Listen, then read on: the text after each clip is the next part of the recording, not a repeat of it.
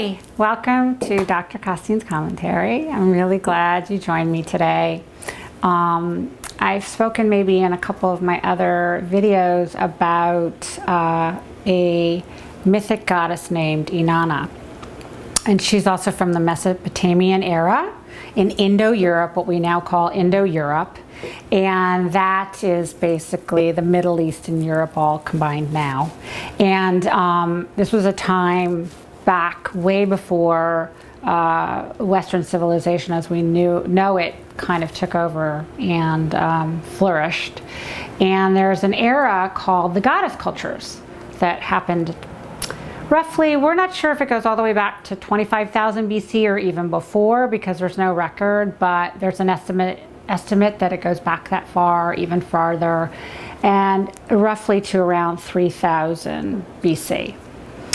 And this was a period of time that the goddess was revered in certain parts of Indo-Europe.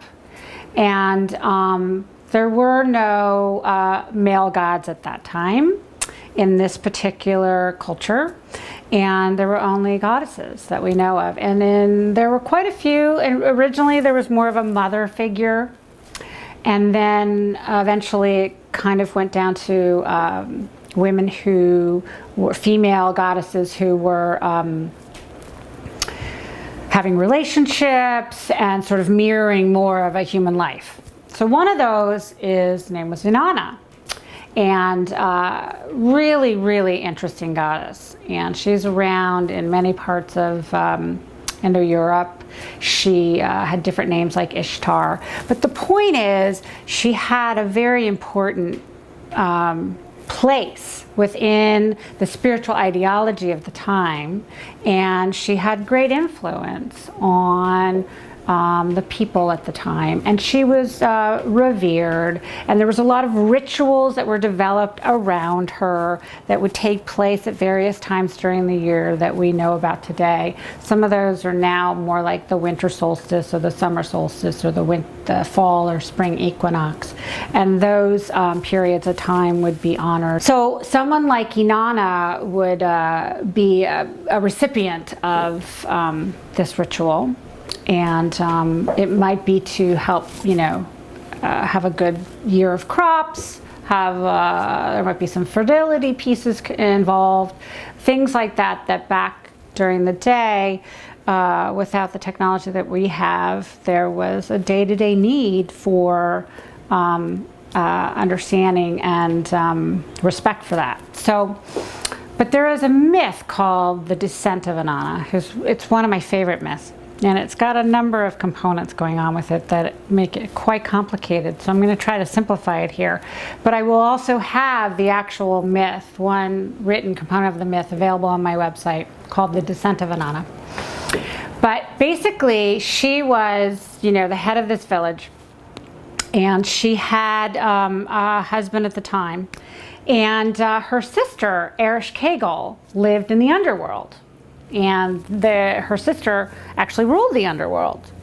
And a lot of these ancient myths have people that live above ground and people that live below ground in the underworld. So she heard her sister calling to her, and her sister was calling to her and saying, come help me, I need your help, I'm in trouble, please come down, sister, and help me. So Inanna says, okay, I'm gonna go down, I'm gonna help my sister. And she has a servant, Nishkambar, who she says to, listen, if something happens to me in my journey down there, please, come find a way to get me help so that I can come back above ground, because I'm not really sure what's going on down there. So, so she descends down into the underworld, and she actually has to go through these 7 gates. And each one of those gates, she has to take off an article of clothing. And this is so that she can get to her sister who has called her and asking for help. So at the end of these 7 gates, she ends up naked. And she she ends up meeting up with her sister, who is like, I tricked you, I really don't need help, and I'm actually, mad at you, and her sister kills her. So Inanna is murdered by her sister, and she's put on a hook to just sort of sit there and rot. So now we're back to Nishkambar, because she's like, where is Inanna? Like, what has happened to Inanna? So so Nishkambar like goes to the gods and says, I need some help. Inanna's missing. You know, I need to go down and rescue her. I don't really understand what's going on. And none of the gods will really listen to her. They're not really that bothered by it, except for one. And he sends these two gnomes. Now these gnomes are androgynous characters. So we've got these androgynous kind of little characters. They go down and they console Ereshkigal, who is distraught over the situation that she's in, and they console her and they talk her into bringing Inanna back to life. So Inanna is brought back to life. She goes back up aground, and you know, and the festival starts again. At this time, one aspect of the story is she gets rid of her husband, who would not help her, you know, in this story at all. And we see that she keeps her loyal servant, so Nishkambar. So from an LGBT perspective, there's a lot of interesting things going on. First of all, we've got this loyalty and love between she and her servant, which can be interpreted in a lot of ways, particularly from a lesbian perspective. We can see something very important going on there.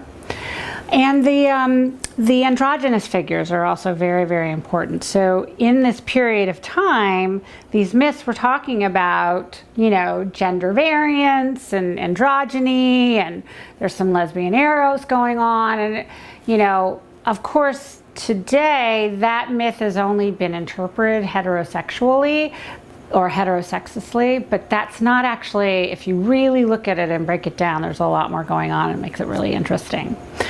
The psychological component about this myth, the way I like to look at it, I think is really, really interesting, is if we look at it from the individuation perspective, this is a Jungian concept of how do we become psychically whole? How do we become who we're really supposed to be?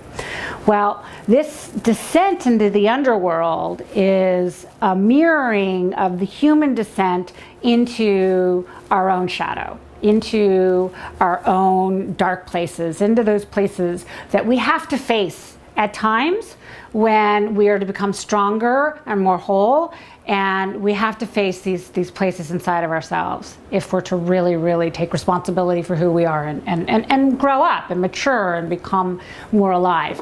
And then she goes through these 7 gates, which I like to see as her hitting the defense mechanisms, or those aspects of the ego that we have developed that have helped us survive in the world, but that are no longer serving us. So those are all shed from her.